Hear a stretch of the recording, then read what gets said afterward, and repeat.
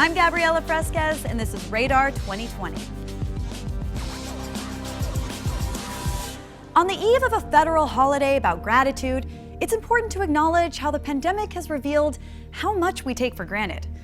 At the start of the lockdown, I was so full of unmanaged anxiety between the pandemic and a cross-country move that I broke out into a stress-induced rash on my face, developed a twitch under my left eye, and came down with a case of globus pharyngeus. I had to do a WebMD deep dive to figure out the last one. But I credit my recovery to the support of my loving family and my fellow Americans, the time has come for America's first drag queen president. Numerous seasons of RuPaul's Drag Race binged in the safety of my home. Because when real life drama is too much to handle, nothing beats burying yourself in someone else's. But how do you stay home when there is no safe home? We already know the pandemic has disproportionately affected communities of color, but a growing number of health experts are concerned that it may be having a significant impact on the LGBTQIA community. Queer folks already face social and economic barriers, but when it comes to mental health, LGBTQ+ youth in particular are also at a greater risk for anxiety, depression, and attempted suicide. So having limited access to community support, gender-affirming mental health services, or in some cases, quarantining with unsupportive family members can exacerbate already difficult situations. Fortunately, outreach organizations like Casa Ruby are responding to the needs of the queer community at a time when support and resources are needed the most. My name is Ruby Corado, and I am the founder of Casa Ruby, provider of homeless services in Washington, D.C. for LGBTQ youth and adults. Ruby is a trans Latina making a difference in her community. When they come to Casa Ruby, I never make a promise that we will find them housing. I also never make a promise that we'll get them a green card, but we have helped thousands of people get housing. We have helped thousands of people get a green card, work permits, citizenship.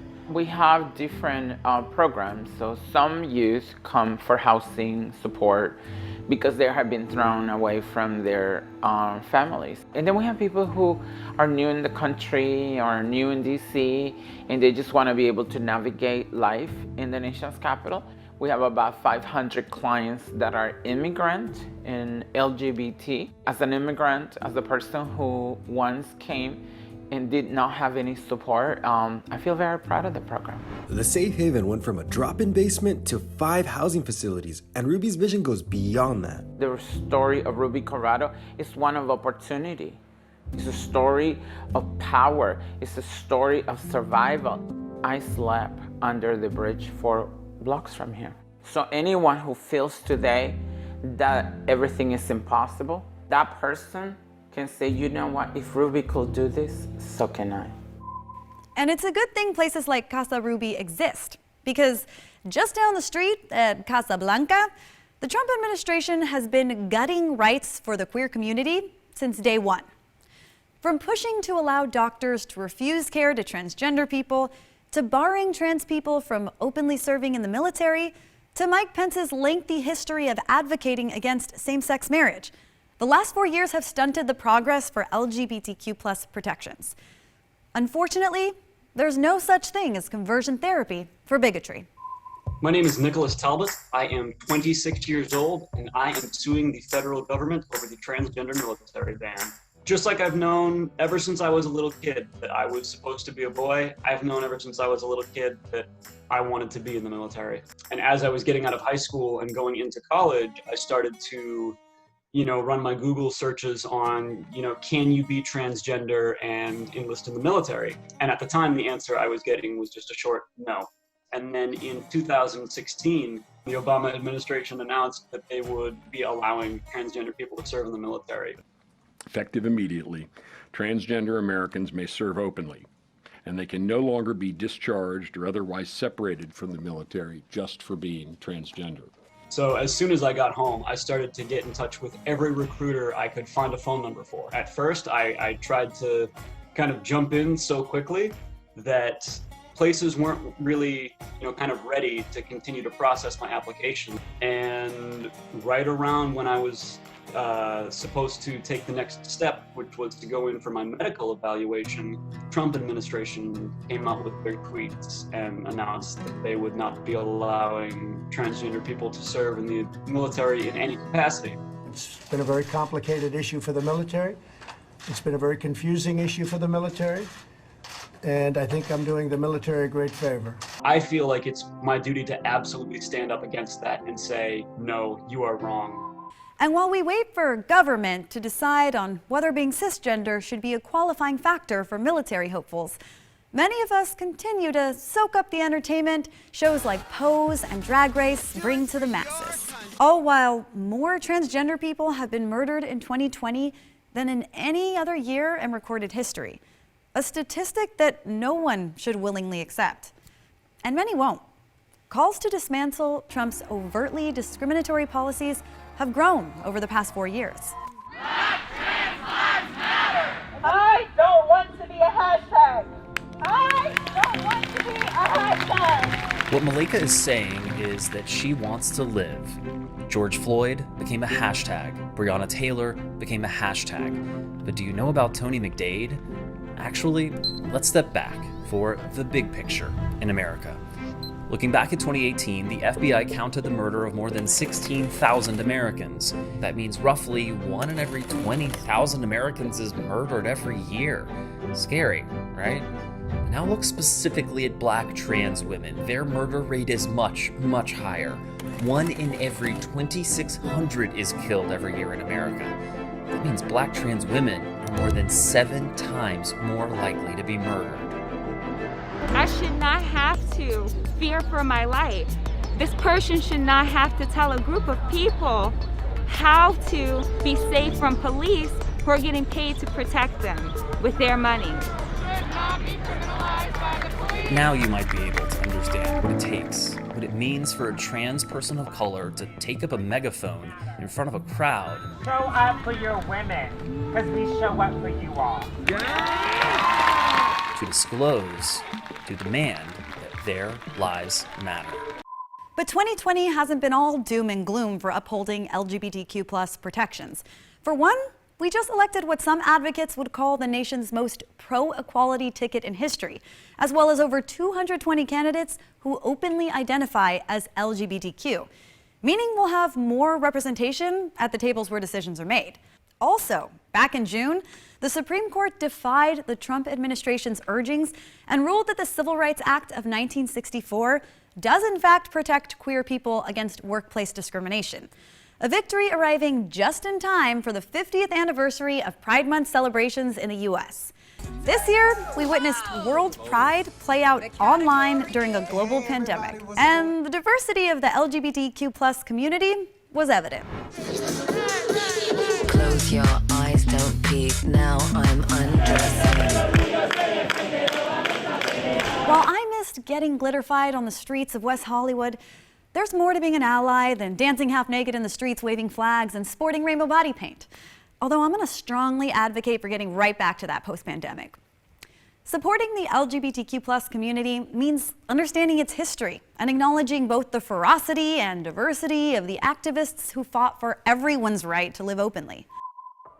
It started June 28, 69, but it ain't over. It's 51 years later, and we're still fighting.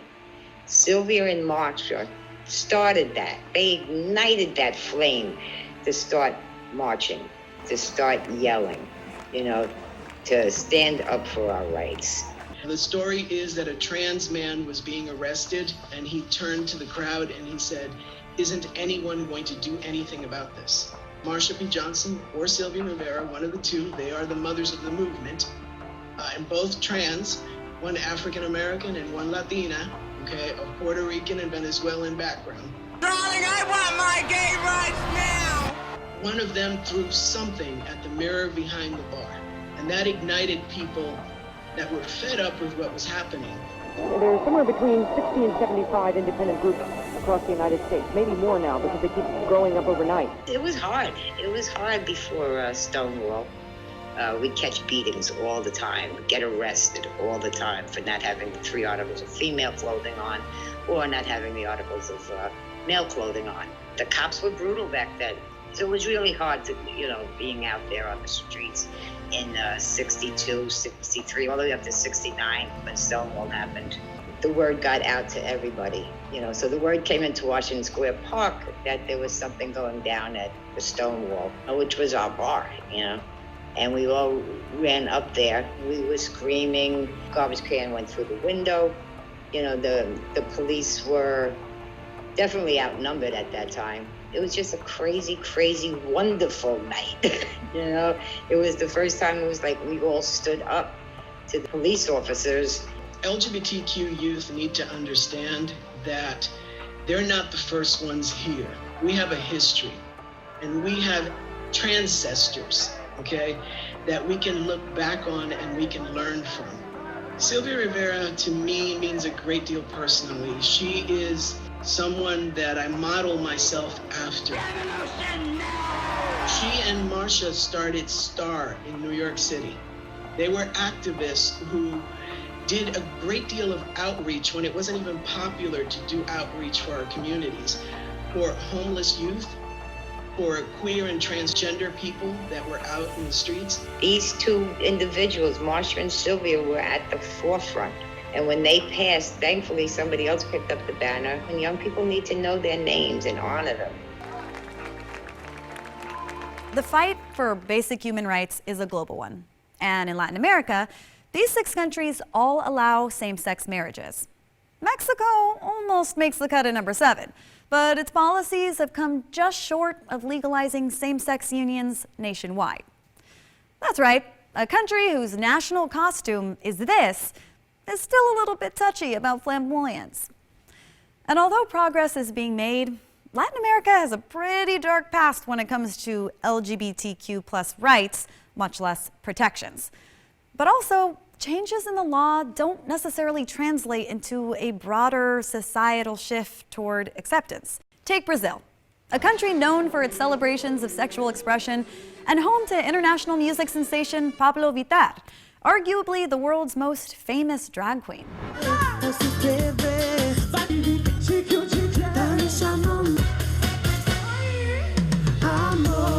It's unsurprising that Brazil has a federal law in place that includes anti-discrimination on the basis of sexual orientation. But shockingly, the land of Carnival is still the most dangerous place in the world to be transgender. And the country's president, Jair Bolsonaro, has a history of homophobia, going so far as to say he'd prefer to have a dead son than a gay one. But, even though his rhetoric sucks, I'm sure his economic policies are great. Plus, the guy could probably shoot someone in Rio in broad daylight and not lose a single follower. It's clear that Latinx communities abroad and at home still have work to do when it comes to championing the rights for LGBTQ+ people. Even using the word Latinx, an all-inclusive, gender-neutral term, is bothersome, yes, I read the comments, to a lot of people. And to be honest, that probably says more about you than about the people who use it. Whew, throwing shade feels good. A lot of the resistance to queer identity in Latinx households can be traced back to centuries of a culture rooted in Catholic conservatism. And yes, many Catholic and Christian churches today are accepting of its LGBTQ+ parishioners, but the subject is still taboo. My name is Johanna Turno, and I'm the creator of the Unapologetic Street series. I do flexography and portrait work. I'm out on the street because I saw people doing it when I was younger, and it's a way of storytelling. I was born in San Salvador, in El Salvador, towards the aftermath of the Civil War. I grew up seeing a lot of political art on the street. I think it's important that when you're walking down the street, you're not just seeing photos of European beauty-centric standards, you're seeing portraits like Angela Davis and Sylvia Rivera, folks like that who are also in their own right people who have brought us closer to liberation. We really need to have conversations and to allow ourselves to be with an abundance of queer folks and queer representation, and allowing ourselves to have conversations that are going to make us uncomfortable, because the contribution of queer folks in what is Latinidad, right? Are massive. But this also goes for our parents and our grandparents and our elder Latinos who may not necessarily always want to acknowledge. It's important for us to do so that our younger folks and our younger queer people can have a better experience than we did. A recent survey shows Latinx millennials are the least likely to identify as heterosexual, something that surprises people given this history of religious conservatism. Gender expression was never meant to be confined to a binary system. It's why the LGBTQIA acronym continues to grow. But what exactly does each letter stand for? Because I literally asked 3 people on our staff who all identify as LGBTQ+, and not one could give me a straight answer. Hopefully someone can. So we've seen like the LGBTQ acronym grow and grow. Can you break down the acronym as it stands today? It's lesbian, gay, bisexual, trans. Q is in queer, I is in intersex is my understanding. A stands for asexual or allies. And then plus is like, other people that are joining in. You've kind of become like this voice in the LGBTQ community for years now. How have you, in your experience, seen the attitudes for queer identity, specifically in the Latinx community, sort of evolve in the last few years? I think in the last few years, it's definitely changed a lot.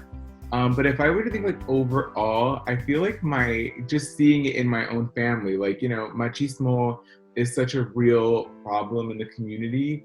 And I think that, we went from being a family of like, mi hijo, mi niño, like, to being like, oh wow, like, yes, I have a gay son. I was outed by the history page on the Internet Explorer. My parents checked the history and they had seen me searching for Brad Pitt naked.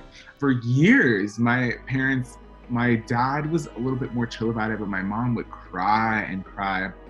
And she would say that thing that a lot of moms say to their queer kids, which is like, no estoy llorando porque eres gay. I'm not crying because you're gay. Estoy llorando porque tengo miedo que te van a hacer la gente. And I'm like, what are people gonna do to me? We live in a very dangerous world, but I'm like, man, I already have anxiety about what people are gonna do to me because of the way that I present. Having your mom cry over you it doesn't feel good. It doesn't feel nice. It doesn't feel like they accept you because it's who you are is making your mother cry. Now as an adult, I always say when your kids come out to you, to straight cis parents or cis het parents, instead of saying, I accept you for who you are, I prefer the words, I celebrate you for who you are, I see you and I honor you. My mom came from a different country, a different time, and so I understand that as a young 23-year-old mom, she didn't have the answer. She didn't know how to raise a queer kid.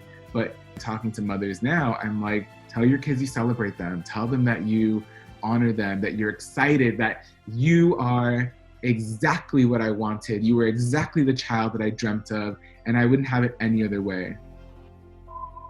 Like I said before, when I needed support, drag queens competing for a crown got me through the lockdown. And the fierce exuberance and rich history of political activism that colors their legacy is profound. Drag out the vote. So, naturally, I needed to thank these queens personally. Well, hello, Miss Alexis Mateo. Hi, Gabby. How are you? How are you?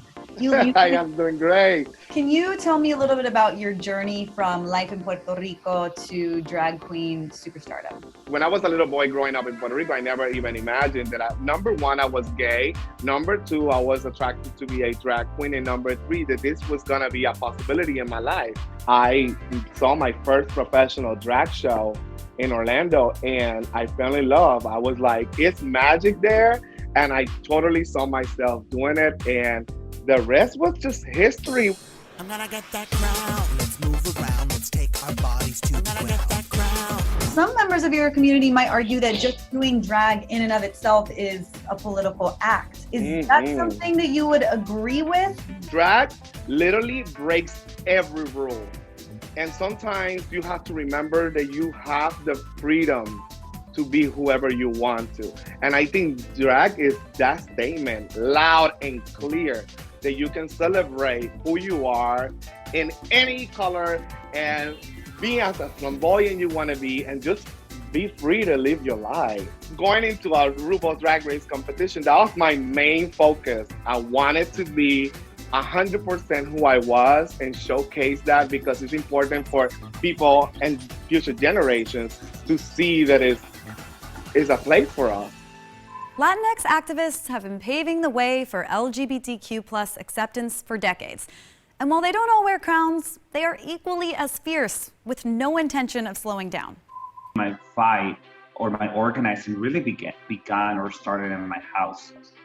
It started by being my authentic self. I started doing drag several years ago, and I would say that one of my first, bigger events, in drag, we uplifted the stories of, LGBTQ migrant workers. Scores of LGBTQ+ activists have dedicated their lives to ensuring their community's collective voice is heard loud and clear. I've been working with different nonprofits that particularly tend to the Latinx community, the immigrant community. And as I was doing that, pause happened. My activism sort of shifted to focusing more on the LGBTQ community. For Ricardo, surviving the Pulse nightclub shooting led him to create Del Ambiente, a safe space for LGBTQ+ Puerto Ricans in the U.S. Activists are convinced that the problems facing the LGBTQ+ community won't be solved by simply having a new president, but they are as motivated as ever to fight the good fight. We need to completely reshape our idea of LGBTQ rights, because what's good for the most marginalized and oppressed among us is good for everyone. The battle that needs to be fought not just in the halls of Congress. It needs to be fought in the streets and in our minds as well. Now we gotta get to work. Since history has taught us that we can't always rely on government to do the right thing, it's good to know that there are outreach organizations and resources for our LGBTQ community. And assuming the U.S. isn't headed toward full-fledged authoritarianism where facts are forever forgotten, Twitter rants replace constitutional law, and "because I said so" becomes the national mantra, a Biden-Harris team will have a litany of anti-LGBTQ+ policies to reverse. But ultimately, if we want to maintain a healthy democracy and protections for queer communities, then America, you better work. Either way, soon enough it'll be time for Mike Pence to sashay away. I'm Gabriela Fresquez for Radar 2020. See you next week.